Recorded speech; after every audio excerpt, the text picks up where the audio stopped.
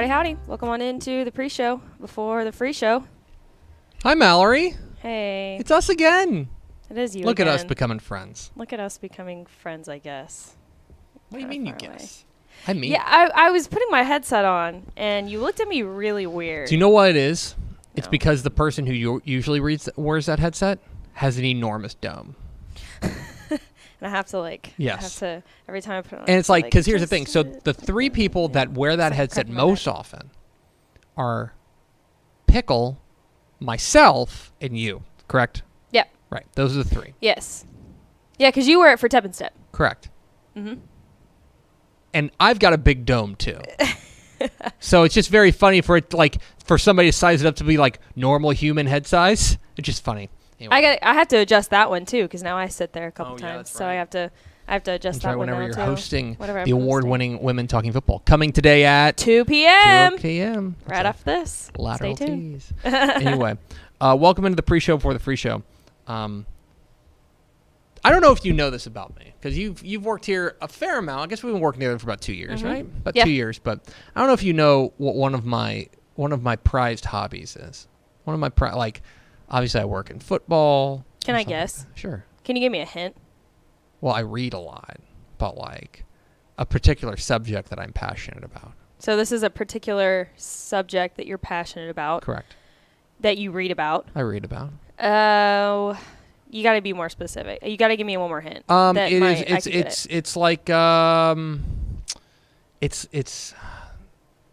probably just tell you. Yeah, just tell me. I'm not going to be able to get it. I'm really into city planning. Oh, I would have never got that in my entire life. I'm really into urban planning. Okay. I think urban planning is fascinating because I think that it is it's sociological and it's psychological and it's has real life impacts on people's lives. Right. And it has to do with racial discrimination and the way that we treat people and what we value and what we don't and things like that. Right. All that is to say, I was sparked this morning because there was a tweet that somebody said that the downtown loop in Kansas City turns 50 this year. So they made a loop around the central business district. And he made a map. And the map is he's in yellow and in green, he's putting in that 4-mile radius that it circles, he put all the parking. And it is 95% parking. Really? There. Okay. I like I'm that. here to tell you, maybe I know I've talked about urban planning before, but I don't know if I've ever said this out loud. So let me just tell you guys. Free parking's a bad idea.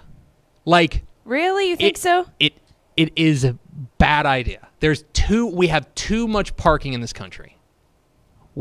I think we have, oh golly, there was some stat I read, because I read a book about this. Too much parking. Yes, we have too much parking. I've never heard that in my life. Go look at our parking lot right now. It's noon. Okay, I get that. Right? And how full is it at most? And I mean all the parking. How full is it? You know what? I never see anybody park Right. Have you ever over seen that anyone building? park That's there? a good point. I've never Right? seen that. Parking lot or spaces per car in America. We have something there are 8 parking spots in America for every car. 8.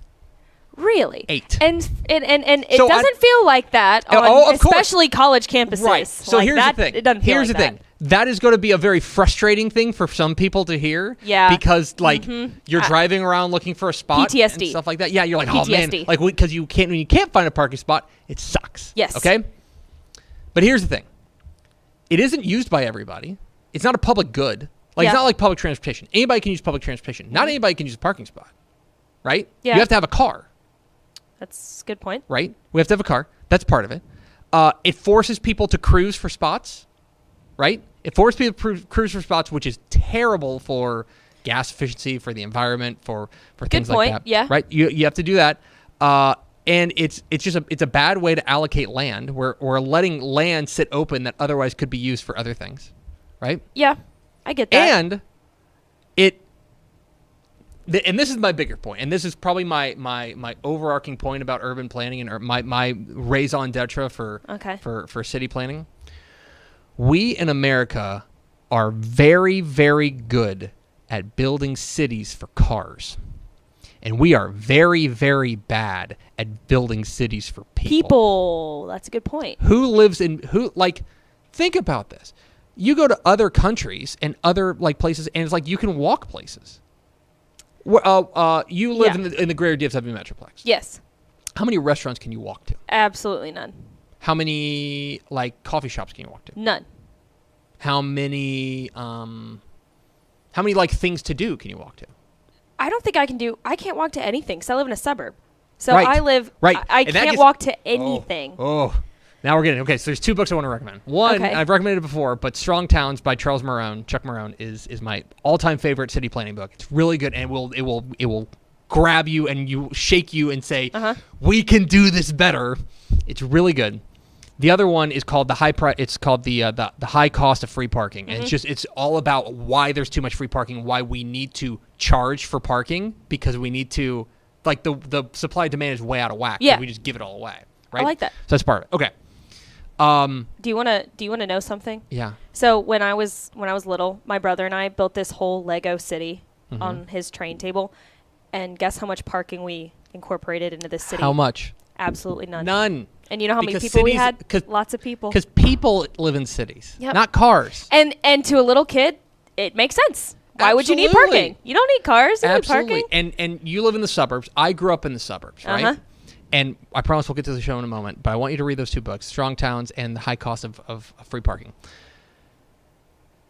One of the problems that we have in America, in my view, is that the way cities used to be would be like a small number of people would come together. They would build an economy, grow out a little bit. Build an economy, grow out a little bit. They would grow like organically, right? Yeah. That's how all of the old cities in Europe were built. They were just kind of started off as villages. Then they eventually, more people moved there. There's more opportunity, and they grew. In America, we go and we build fully finished completed to finish cities. We just do it. We build everything all at once. And that's great because it's all new and we've become addicted to new things, right? Yeah. And so you get a new house and there's a new library and there's a new grocery store and stuff like that. But the other thing and the real insidious part of this, I'm sorry, this gets me fired up. The insidious part of this is that when everything gets built at the same time, everything falls apart at the same time. Yeah, that's also a good point. And so all your pipes are going to fall apart at the same time. And all your roads are going to fall apart at the same time. Yep. And you see this. You guys are thinking that'll never happen. Of course, we're going to do the upkeep. No, you're not. I promise you, you're not allotting enough money. I want you to think about Detroit. Okay? Detroit used to be known as this like bustling metropolis, this gorgeous city like this. Everyone wanted to be like Detroit. What is Detroit now? It's like a joke. It's like it's scummy, right? It's like it's all falling apart. It's like urban decay. Around it, I feel like downtown Detroit's different. Downtown Detroit's up and running and stuff, but the outskirts of Detroit is very like dilapidated and run down. I'll give you another one, okay? And this is brought up in that book, Strong's Towns. I want you and this is, I know this, I don't want to get into politics here because I know this is a very hot topic issue, but Ferguson, Missouri. Ferguson, Missouri is a suburb of St. Louis. I'm very familiar with St. Louis because my wife is from there. Ferguson, Missouri used to be a pristine, gorgeous, the place you wanted to live in St. Louis. Right. It used to be the place, right? But it all started falling apart. All the rich people moved out and they went to other places, and poorer people moved in. And that is how, for example, you get an entirely, but like the people who are like working for the city are trying to get to their pension. Right. Right? So they got to stick around. But even though they're living 40 miles away and just commuting, that is how you get an all-white police staff or police force in an all-black city. That's how it happens. So this, I'm telling you, I love urban planning. City, like everything comes together. So those are the 2 books I want to recommend. Sorry, it sparked me this morning. I was like, it's exciting. Gotta do it. I can talk about city planning. Anyway, hit the theme expo. Pickle! Hit the air sign.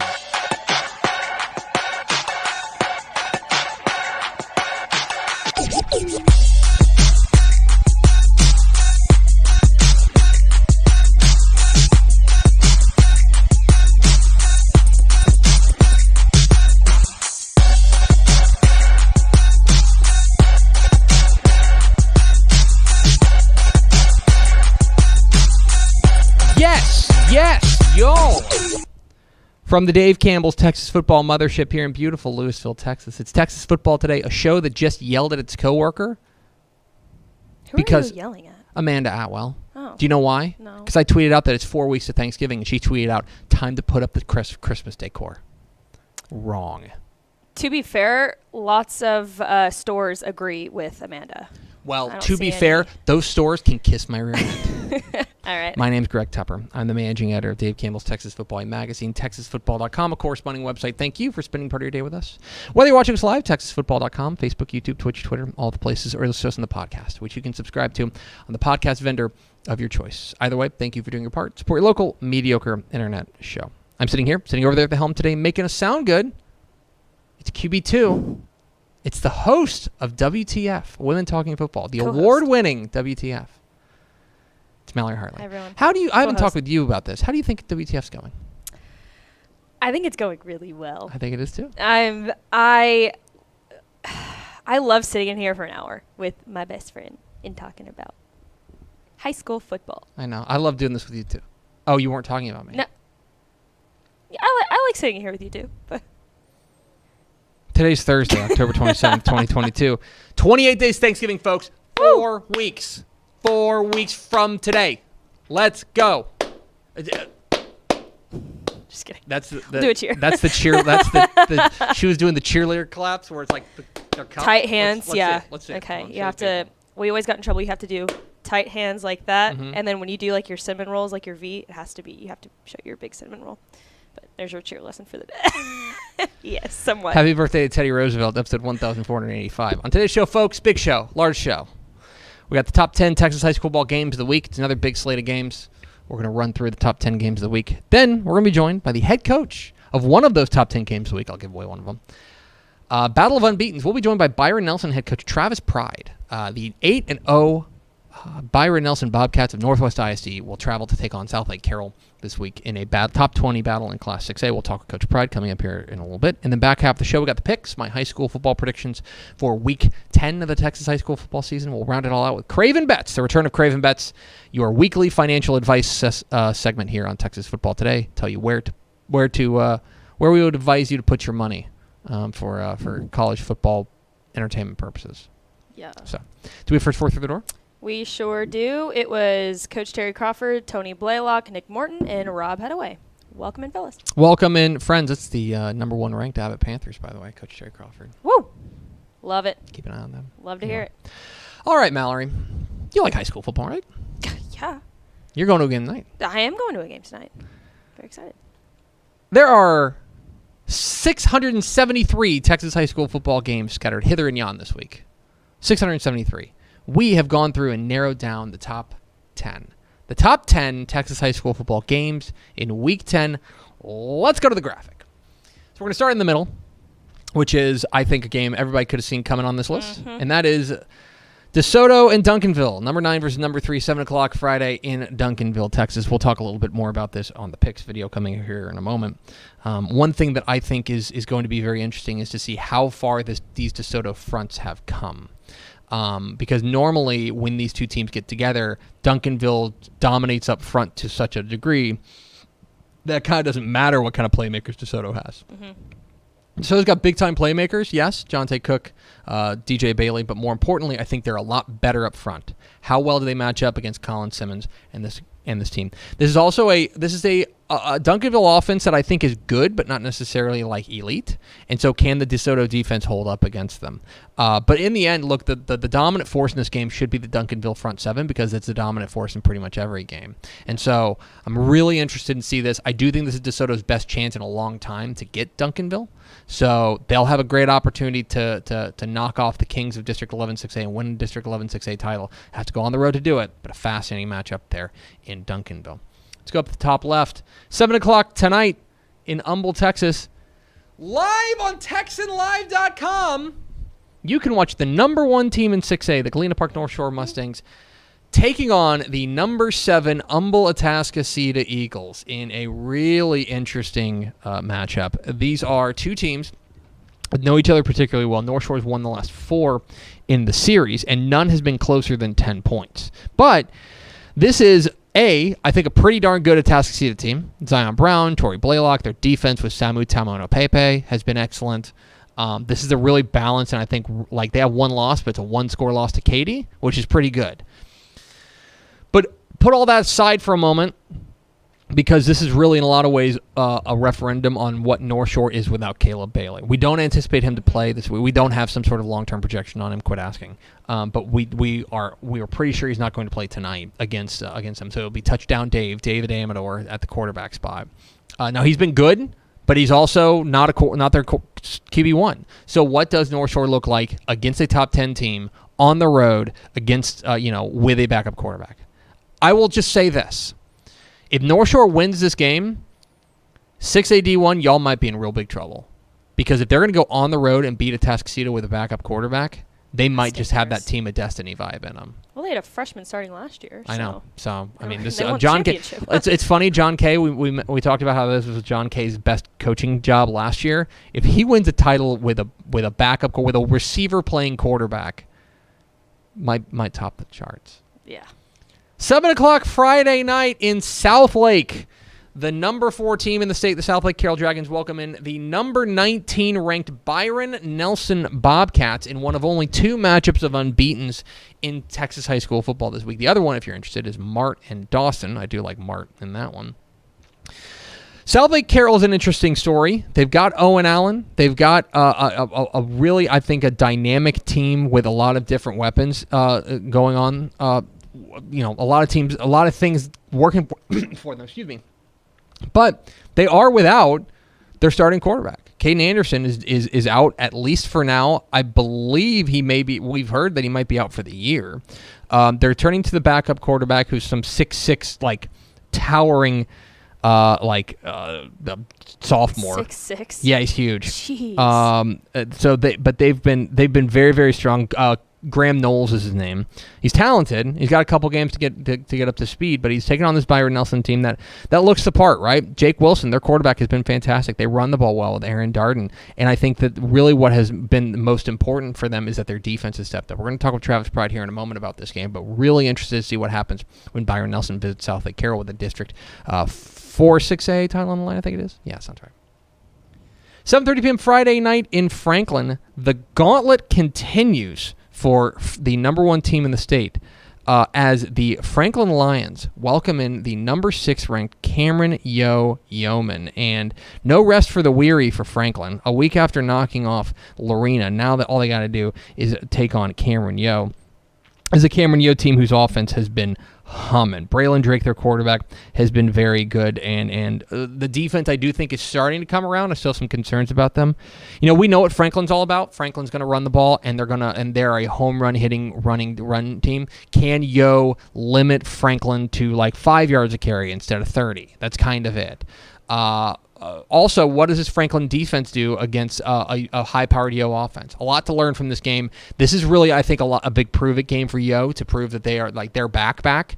I don't know if they necessarily need them to win, but if they hang, I'm going to have really high hopes for them moving forward. That's tomorrow night in Franklin.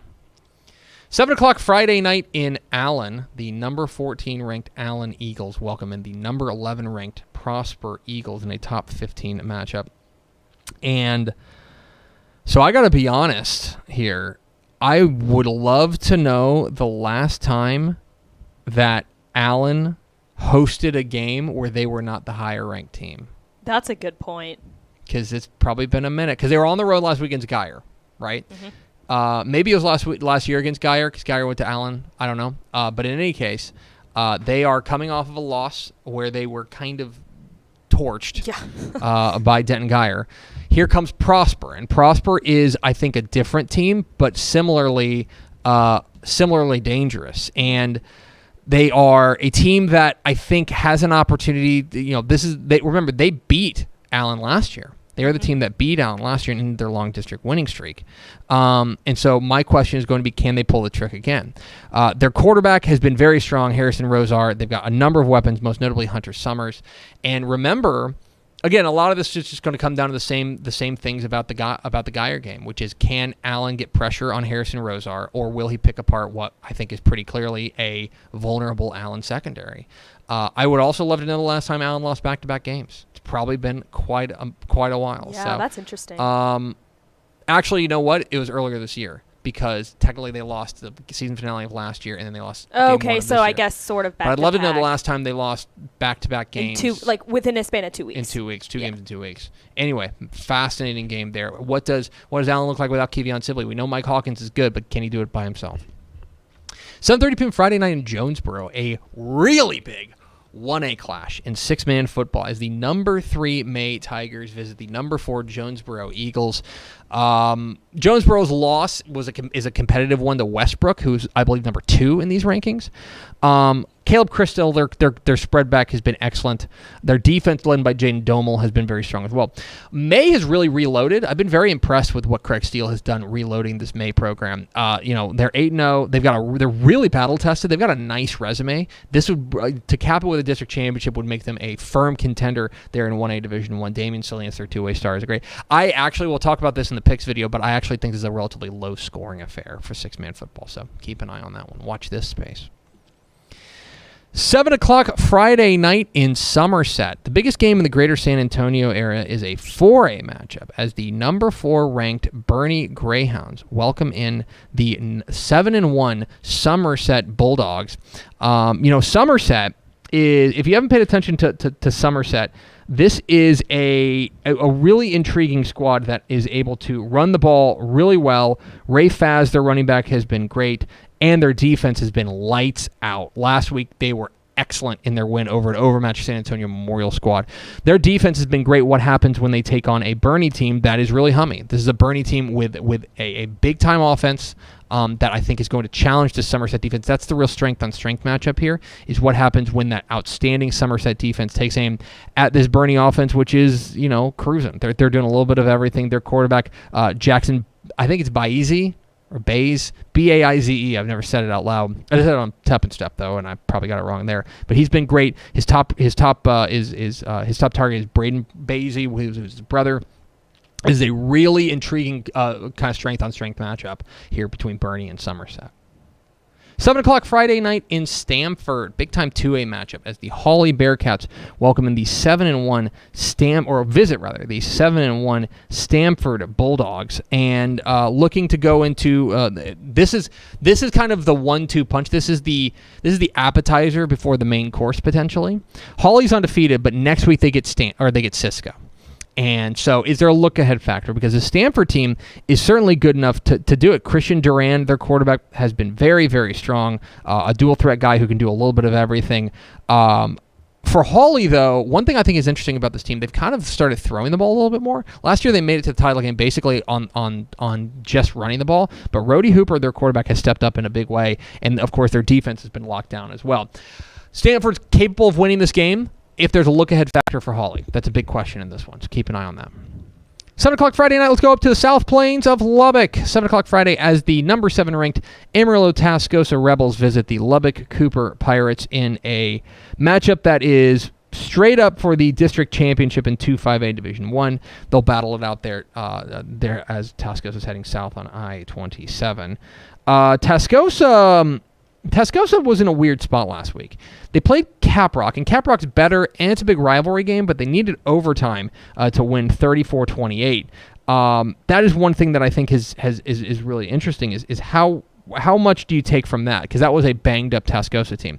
Going up against Lubbock Cooper, who their calling card is, of course, going to be power running and defense. This is going to be a team that wants to grind you down. This is going to be a very physical matchup. These are two teams that are going to take lumps out of each other with a district title on the line. Fascinating to see what happens when these two kind of Goliaths take sledgehammers to one another for 48 minutes for our amusement there in Lubbock. And finally, 7 o'clock Friday night in College Station.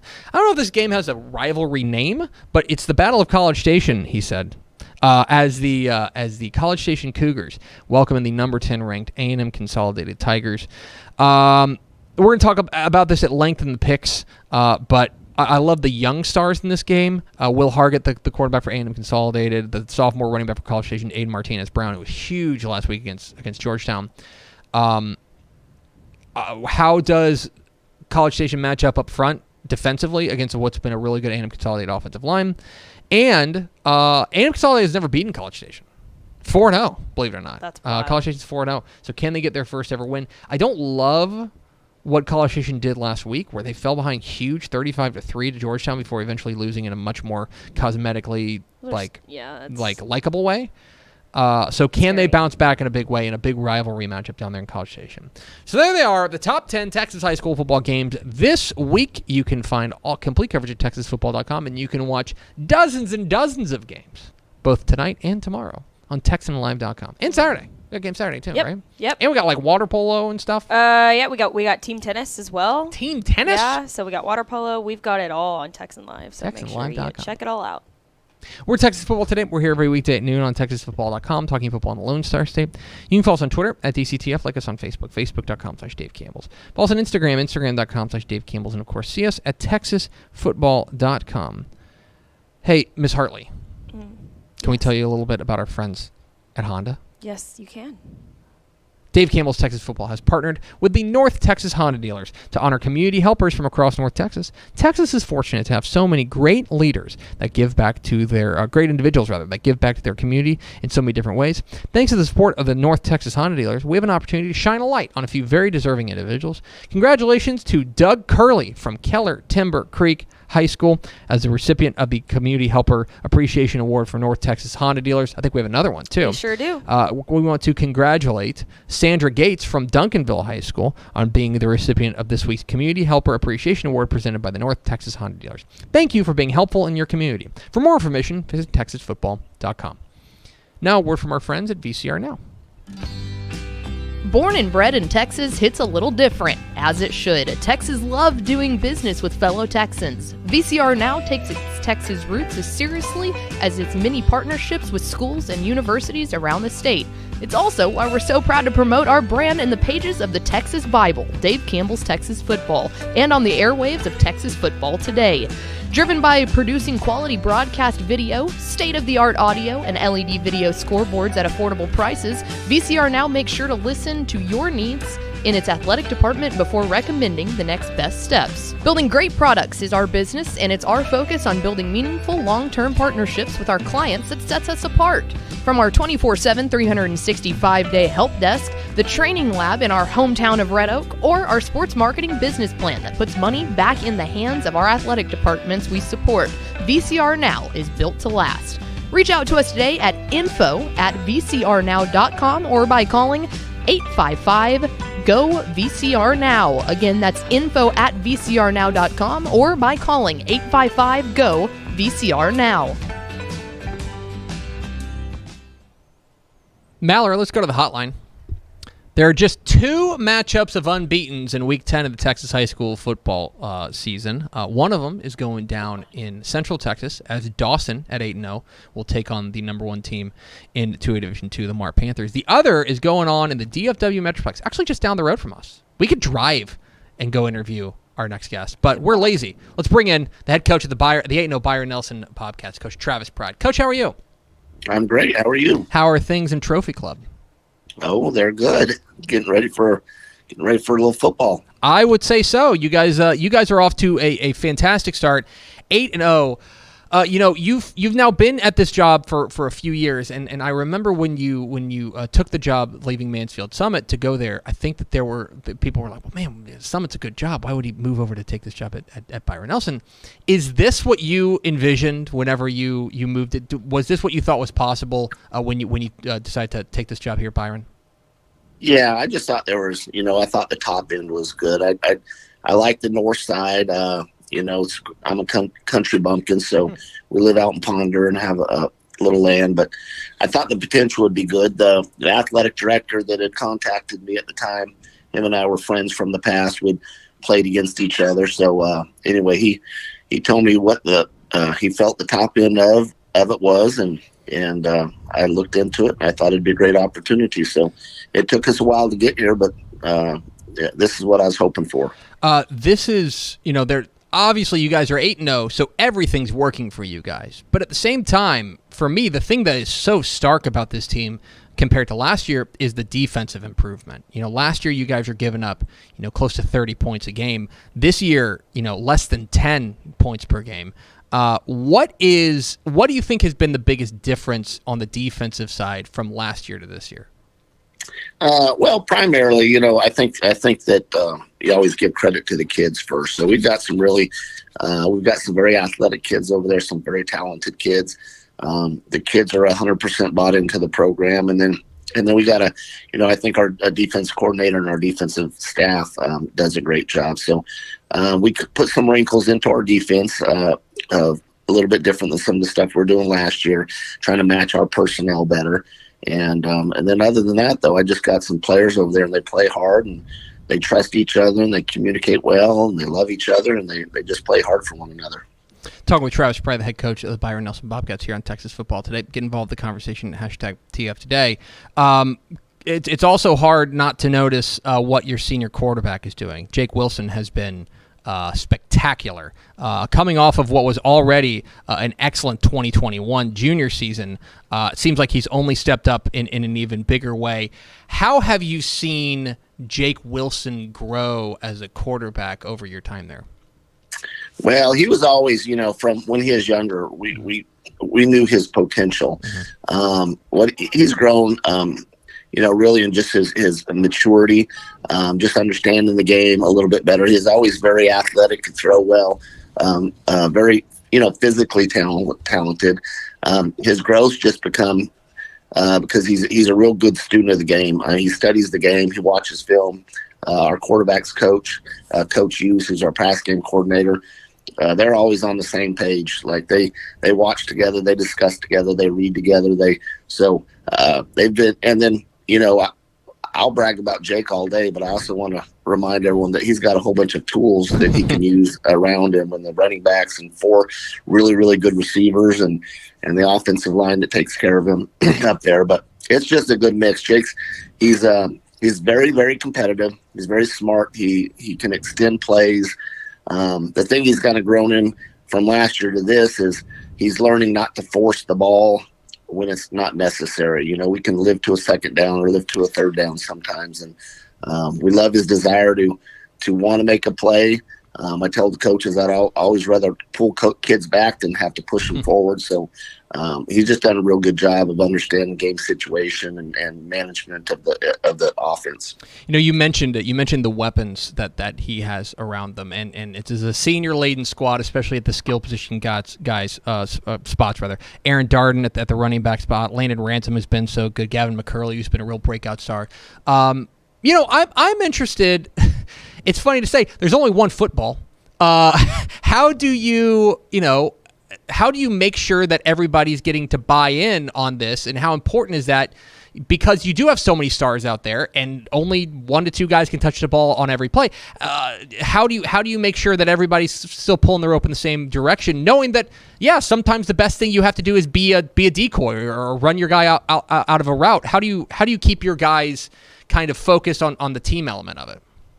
Well, mostly I'll give credit to the kids on that, because you can preach team all day as a coach, but they have a really good value system. They understand what we're trying to do. At the end of the day, they're just trying to pull together and find a way to win. So everyone wants the ball. Everyone wants to, make big plays. So I think they trust us in the fact that we're not trying to gear it to any one particular. We're just trying to find the best way to win, whether it be matchups or scheme or whatever. So our kids have done a great job of just kind of seeing the big picture. At the end of the fourth quarter, we have more points than them, and I've been proud of them though, because all of us have a little bit of selfishness in us, and so I've been proud of the kids. They don't really care. They're just trying to pull their weight and do anything they can to help each other be successful. Talking with Travis Pry, the head coach of the Byron Nelson Bobcats here on Texas Football Today. Get involved in the conversation at #TF Today. Coach, I want to go back briefly to last year. Last year, you guys made the deepest playoff run in program history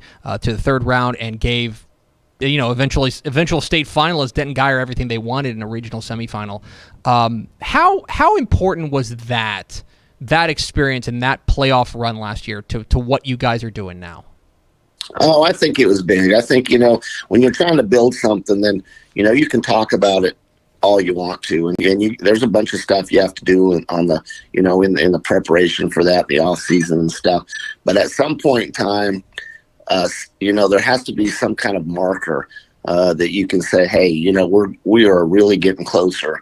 The kids have to believe it, wanting stuff and truly believing it's kind of a different thing. So that game was big for us only because we finished on a good note during regular season. We came out 1-2 playoff games, so that gave the kids confidence. That we came out there, like you mentioned, and we lost in the end, but I think that game really gave our kids the, sincere credibility of, hey, we belong at this level. So I think that was kind of a key game for us.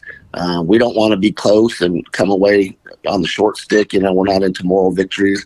But that did kind of sustain the fact that, hey, we're going the right direction. We're doing the right things. Let's pull together and let's see if we can make this even better next year. Talking with Travis Pride, the head coach of the Byron Nelson Bobcats here on Texas Football Today. Get involved in the conversation, #TF Today. Of course, Coach, there's a big one this week. Perhaps you heard. Tomorrow night, you guys will travel down the road, down 114, to take on the South Lake Carroll Dragons, a program that needs no introduction at this point. And I know you've been in the lab coming up with a game plan. I don't want you to give it away here on the air, but when you take a look at what you're going to be up against on Friday night, what do you see and what's it going to take for you guys to get the win? Well, from the defensive perspective, we're going to have to slow down their run game. They've got a very big, good offensive line. They got a great running back. The quarterback that stepped in the absence of their starters, done a good job. So we won't stop their run game. We just have to kind of minimize the explosive plays and make them work all the way down the field. We got to run to the football. We got to game tackle because it's going to take all of us on that side of the ball. In terms of offense, our biggest deal is we got to move the chains. We got to stay on schedule. We reference it as staying on schedule. Make your first down go from first to second and mid 6 to 5, and then at least get half, and then convert on third downs. And if we can just keep the chains moving, then we'll be okay. We got to create some explosive plays on our end because I think it's going to take a few big plays to get past a team that's had, not only good, but they got great confidence. So we're going to have to be sharp in the special teams. We're going to have to move the ball on offense. And we're going to have to slow down their run game. He's Travis Pride, the head coach of the 8-0 Byron Nelson Bobcats. Watch his Bobcats this Friday as they take on the number 3 team in the state, the South Lake Carroll Dragons. Coach, we appreciate your time. Congratulations on all your success so far, and best of luck tomorrow night. I appreciate it. Thank you, guys. There he goes. Travis Pride, the head coach, Byron Nelson, joined us here at Texas Football Today. I'm really interested. Yeah. I'm really interested because there's I don't know. It's probably impossible to pick against South Lake Carroll at home, especially in a district game. Like it's so like you can't. When's the last time they lost at home at least? Jeez, it's been a while. Yeah. I mean they don't lose at home. No. And so that's part of it. This Byron Nelson team's serious business. And that offense is really good, and that defense has stepped up in a major way. And Carroll's your favorite, but unlike in past years, it is not like I think they've got a shot. The computer has it as a 6-point spread. So I think that's right. I think it's a one-score game. Absolutely. I think, and especially with Caden Anderson out, I think this is a one-score type game, and I think Byron Nelson can do it. I think, again, I don't think you can pick against Carroll at home. I think that's just that's a fool's errand. But it's going to be close. I think it's going to be a great game there at Dragon Stadium, and I think it's going to be a lot of fun with a district title on the line. And going to be a lot of fun. Appreciate Travis Pride hopping on with us. We're Texas Football Today. We're here every weekday at noon on TexasFootball.com, talking football in the Lone Star State. You can follow us on Twitter at DCTF, like us on Facebook, Facebook.com/Dave Campbell's. Follow us on Instagram, Instagram.com/Dave Campbell's, and of course, see us at TexasFootball.com. TexasFootball.com is where you can find complete coverage of high school football, college football, and recruiting all across the Lone Star State. Hope you'll consider becoming a Dave Campbell's Texas Football subscriber at TexasFootball.com/subscribe. All right, Mallory, can we talk about your favorite sponsor? I know you don't like to play favorites I feel here. like I should be the one to announce it. No, I'm kidding.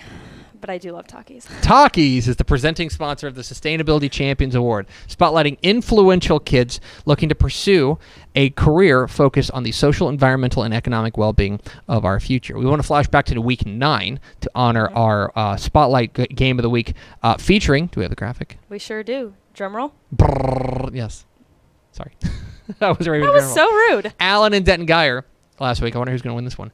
It's Ty Holt there from, we want to honor Ty Holt from Allen and Armin Sarter from Denton Geyer as our Sustainability Champions Award winners. Thank you to Takis for your support of Dave Campbell's Texas Football Sustainability Champions Award. For more information, visit texasfootball.com.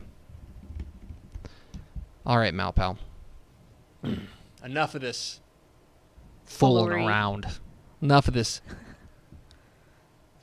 Let's get to the real show here. I don't know. Let's get to the real show here. Yeah, I don't know what you mean by that. It's time for my Week 10 picks. Now, this was expertly edited by Mallory Harley. I never get to shout you out about this. I know. But, she's the one if you like the picks video, Mallory's the one who makes that happen. I'm just the dummy who talks. But there's huge games all across the state as we come down the stretch of the Texas high school football season. And so let's find out exactly who's going to win this week. I promise I'll get exactly one of these right. Here's the picks, my high school predictions for Week 10 of Texas High School Texas Football Today. Down the stretch we come in the 2022 Texas high school football season. These are the picks.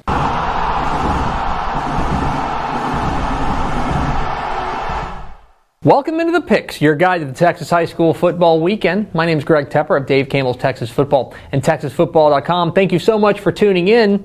Believe it or not, we're in Week 10 of the Texas high school football season, and believe it or not, there are some teams that the season's over after this week. That's right. Teams that are going to have a Week 11 bye, that's it. They're going to be blowing up basketballs on Monday. That's the nature of the beast now. We are into real nitty-gritty time of the Texas high school football season. There are playoff races in full swing. There are teams that are playing for their season this week, not to mention the usual slew of big-time state-ranked matchups. There's huge games in every corner of the state this week. We start in the Brazos Valley.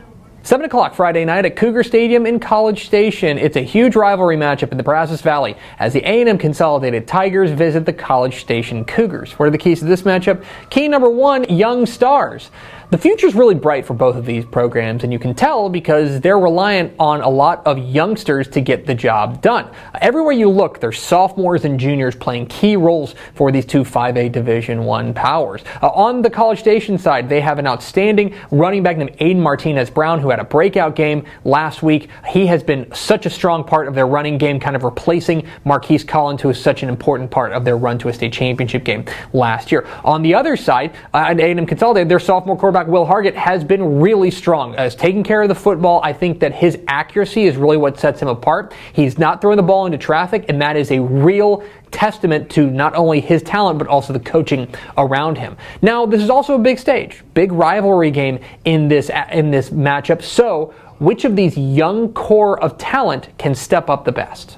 Key number two, the Cougars pass rush. Let's talk about the front seven for College Station, led by Corbin Johnson and Malik Cotton. For the most part, been very strong this year. You take a look at their 6 wins. They've got a combined 14 sacks and 56 tackles for loss as a team in those 6 games. Pretty darn good. That's going to win you a bunch of ball games. But if they don't get the backfield, they don't win. That's just the name of the game for them. Their 2 losses on the year, they have a combined 1 sack and 1 tackle for loss. That's it. So their loss against Georgetown and their loss to Lovejoy, they have not been able to get in the backfield. I think it's especially important in this game with a young quarterback in Will Hargett. See if you're able to rattle him, because if he's able to sit back there and pick apart this defense, he will absolutely do this. So, can the Cougars front 7 get home? And key number 3, is this a rivalry or not? So, it's actually a fair question. You know, it sounds crazy because, of course, they're geographically aligned. They're the 2 biggest schools in College Station, but on one hand, they haven't played since 2017, right? This has been a dormant rivalry for a few years. And also, A&M Consolidated's never won. Yeah, College Station, the young program in College Station, they're 4-0 against the Tigers all time in this series. So, you hear that all the time, the rivalry's not a rivalry if only one team wins. Well, then maybe this game isn't necessarily a rivalry. But that has to stick in the craw of A&M Consolidated, especially these young players who have never played College Station. An opportunity to make a little bit of history. On the other hand, for College Station, they want to prove that, yeah, that's not some fluke. We are the dominant force in College Station. So, let's find out once and for all. Is this a rivalry or not? Who am I picking?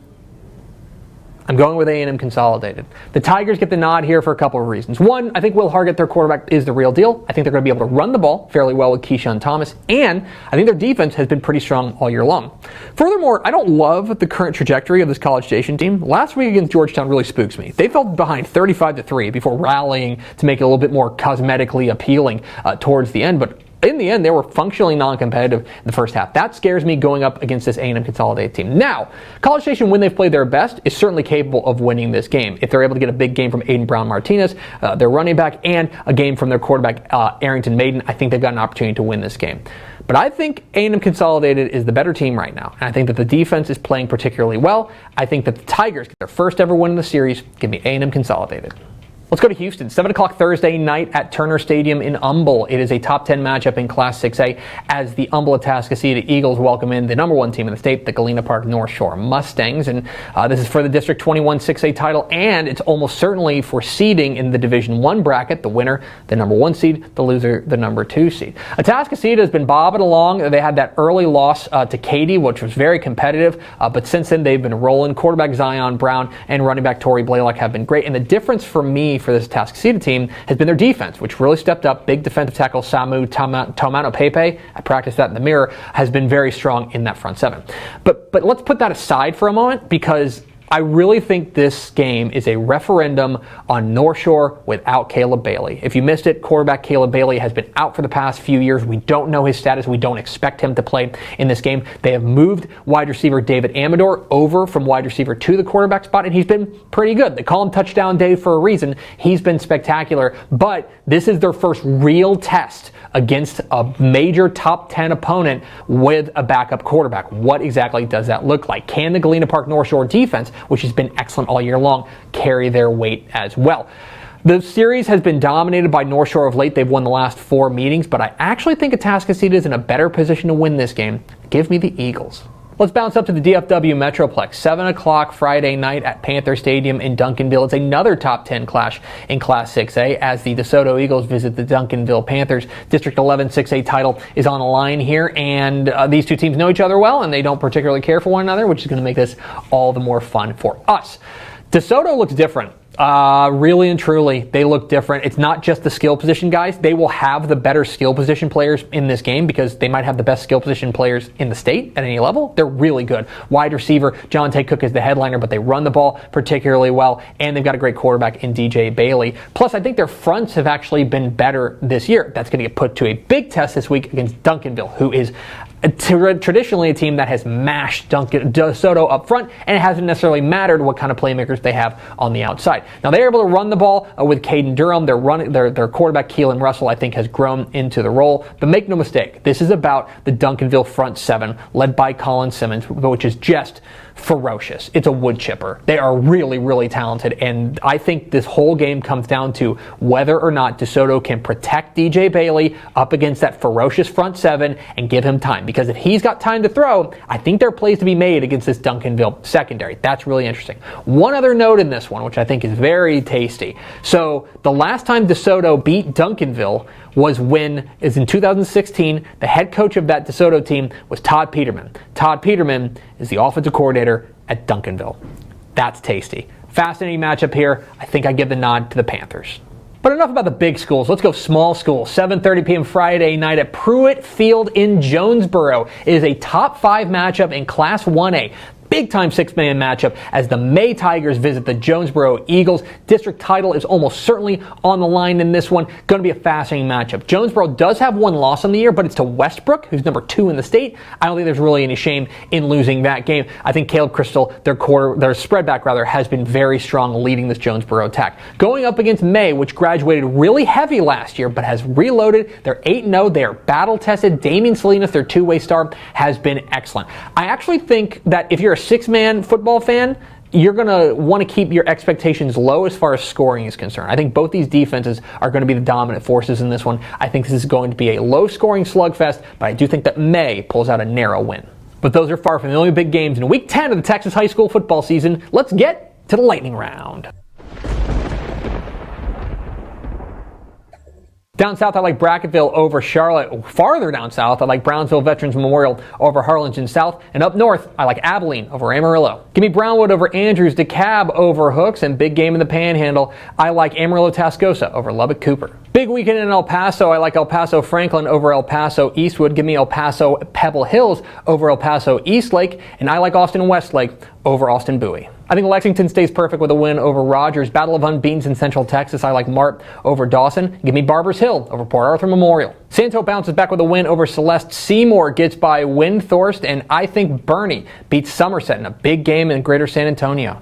Give me Tidehaven over Bowling. Timpson gets by Shelbyville, and I like Burleson Centennial over Justin Northwest. Wimberley stays perfect with a win over Lago Vista. Carthage stays perfect with a win over Van, and give me Clarendon over Shamrock. Give me Divine over Pearsall. Dumas takes down Canyon, and a district title's on the line. I like Edinburgh North over Edinburgh. I like Edinburgh Vela over La Jolla Palmview. El Campo gets by Stafford, and the gauntlet continues for Franklin. I think they squeak by Cameron Yeo. District title on the line in DFW. I like Grapevine over Fort Worth Arlington Heights, and give me Gunner to beat Leonard. Hawley keeps rolling with a win over Stamford. Give me Hitchcock to stay perfect with a win over Hallettsville. And the other big game in District 21 6A, I like Humble Summer Creek over Sheldon C.E. King. I like Ingleside over Orange Grove. Lumberton gets by Little Cypress Mauriceville, and Mansfield Timberview stays perfect with a win over Richland. Give me Manville over Fulshire. Mason gets by Stockdale, and Munster takes down Collinsville. It's Mid-County Madness. I like Port Neches Groves to get by Nederland. I think Prosper hands Allen their second consecutive loss, and give me Round Rock over Round Rock Cedar Ridge. Big week in San Antonio. I like San Antonio Wagner over Seguin. Give me Cibolo Steel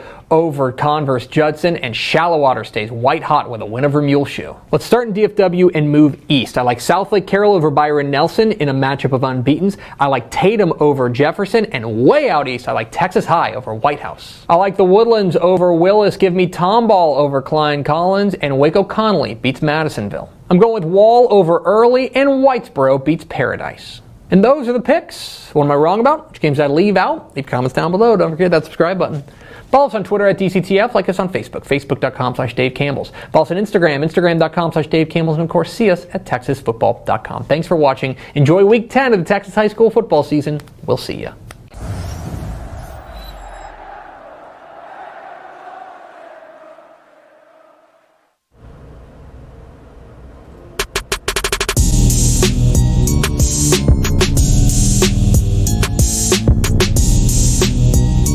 Craven Bets, your weekly financial advice segment from your friends at Dave Campbell's Texas Football, here with our college football insider and financial advisor, Mike Craven, here on Craven's Corner, because on this corner, we make money. And, like, I don't know, run back the tape. Like, if you need any proof. We are, you're on a bit of a heater here. On a bit of a heater. Last time I was on, we were 4-1 on the show, 21-10 on Texas Football Today so far on Craven Bet. So we should be charging for this segment. Sure, we need to put like an 800 number, you know, like call in, get your first 5 free. You know, man, yeah, dude, yeah. What if you became like a professional, like a professional tout? That'd be great. That's really the dream. That's okay. So call this number, 1-900-DCTF live, and we will get that going. All right, 4 picks this week. Where are we starting, Malpal? Let's head over to Fort Worth. TCU taking on West Virginia. The over-under is set at 69. Do you have anything to say about that? That's really nice. It is nice. Real nice. And you're taking the over here. And I think rightfully so. I'm taking the over. You know, earlier Baylor, West Virginia played in West Virginia. That one got up to 83 points. That was a 43-40 final in regulation. This TCU offense is more high-powered, more fast-paced than that Baylor one. I think the defense can give up more points as well. West Virginia is really good at home. I feel like this line represents the totality of West Virginia, but when they've been at home, they've scored a decent amount of points. When they've been on the road, that offense has gotten shut down. So I think they score some points this week, even though I feel like TCU wins this one pretty comfortably. Give me, like a 40-35, 45-38 type final. So this does so West Virginia's offensive performance in Lubbock last week doesn't spook you? It doesn't spook me out just because they've had good offensive performances at home. Mm-hmm. They played bad on the road against Texas, bounced back and scored 43 at home against Baylor. I expect to see the home team West Virginia offense more than the road one we've seen. Feels right to me. What's next, Malpal? Let's go to Houston. Houston's playing South Florida this weekend. The over-under set at 61. Should be a bloodbath. And Houston's the favorite here, so I presume this means that you don't like much of South Florida's offense. Yeah, South Florida offense, if you get into the analytics, not an explosive offense, not a good passing offense. And if you're going to score on Houston, it's going to be against their secondary. Their front seven's still pretty good. Derek Parrish is out. They've been good against the run. They held Navy pretty well last week. So a good front seven. Donovan Newton at linebacker is excellent. So I don't think Clayton Tune throws 5 touchdowns every single week. I think that was more of a bye week against a bad Navy defense type deal. I think Houston wins this. Houston wins this comfortably, but they won't need a lot of points to do it because South Florida is not going to score a lot. Yeah, like 35-17. Something like that. Something around there feels about right. What's next, Mallory? Hoot hoot. Charlotte. Over Rice. Well, let's be clear. Charlotte's plus 17 over Rice. Yeah. Well, yes. I meant, sorry. Yeah, you're. I know what you're saying, but yes. Yeah. 17 point. Rice is 17 point. Catching 17 points in this one. This has got to be the biggest Rice spread in, like, against an FBS opponent in years. I actually was trying to do the research earlier and ran out of time. That's how far back I had tried to go to where they're beating FBS opponents by 17 plus. Charlotte just lost to FIU. Yeah. So we can all agree here that Charlotte's really bad at football. But Rice doesn't play a style of football that leads to blowouts. They're not going to go score 45 against most teams. They're going to play defense. They're going to run the ball. They're going to play ball control. It's like a python, like a boa constrictor. They're just going to tighten it up against Charlotte. I think they win this one. They win this comfortably. But I don't think it's one of those that gets to be a 21, 24 point spread. They just don't have, to me, they just don't have the style that lends themselves to blowouts. Like, I don't know, they're certainly not a service academy, but in the same way that Army doesn't go and blow out FBS teams. They're just when they win comfortably, they win 34 to 20, And they're never favored like this. So Yes. how does the locker room react to that? Do they play up or down to their competition? They're usually the underdogs. They usually have the chips on the shoulder. Now they have some expectations. They're 4-3. If they win this game, they're 5-3 and 1 game away from a bowl bid for the first time since 2014. So will Rice play tight? Will they turn the ball over a little bit? Again, I think the Owls win. I think they get to 5-3, but expecting them to win by 18, 19, 20 points seems like a lot. 3 scores is a lot. All right, what's the last one, Mallory? Let's round it out in Dallas. SMU over Tulsa.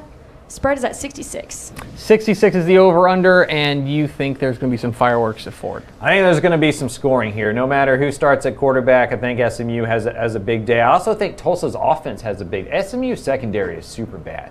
That Navy game masks some of the problems for SMU because Navy doesn't throw the ball a lot. SMU's lost 4 out of their last 5 games. They've given up a lot of points. The secondary's not very good. However, the offense is going to score points. They're going to be fast-paced. I think they're 2nd or 3rd in the nation in terms of amount of time taken off on the time clock before playing. So they're going to play fast. I think this one gets pointsy. I don't know who wins. That's why I'm not going to bet on the game, but I'm going to take the over. You think there's going to be a lot of points there? So get your tickets now. Head out there to Ford Stadium. That's it for Craven Bets this week here in Craven's Corner, because in this corner we make money. Let's go over to Mallory Hartley for America's second favorite segment. Final thoughts.